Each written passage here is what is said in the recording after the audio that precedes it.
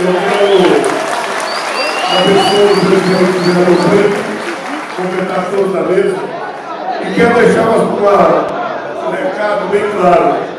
O meu projeto, ele foi colocado dia 34, ele é o primeiro projeto, e é o que a Vereatrans precisa para fazer a fiscalização ao transporte coletivo. Nas minhas palavras iniciais, eu fico com a frase do promotor Eduardo Nepomuceno. Esse transporte, nós não temos nem que conversar, porque ele é mesmo. Eu quero deixar claro também que na Lei 7 e na nossa Constituição Federal, no artigo 30, o meu projeto e no nosso regimento interno, ele já está apto à votação. Se o presidente dessa casa quiser por votação, ele já está apto. Eu quero falar que eu queria fazer uma proposta que nesse tempo, nesses 40 dias, a Vereatrans intensifique a fiscalização.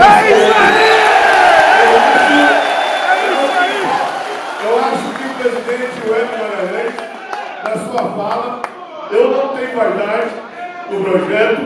Eu também, como começou ele, tenho recebido crítica, mas eu tenho lado. O meu lado é o taxista. Já está fora dessa cidade. É como o vereador Preto falou semana passada. O transporte escolar, o transporte coletivo e o taxista já tem a regulamentação. Foi feita uma licitação.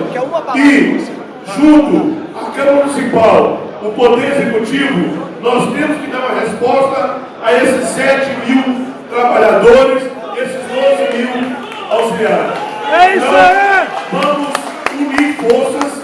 Eu acho que esse momento não é um momento da vaidade, é um momento que nós precisamos ter sabedoria e nós precisamos estar unidos na votação, esperar esses 40 dias, ouvir as propostas. Eu concordo com o presidente da Vereatrans que é um assunto global. E um assunto global começa pela nossa cidade.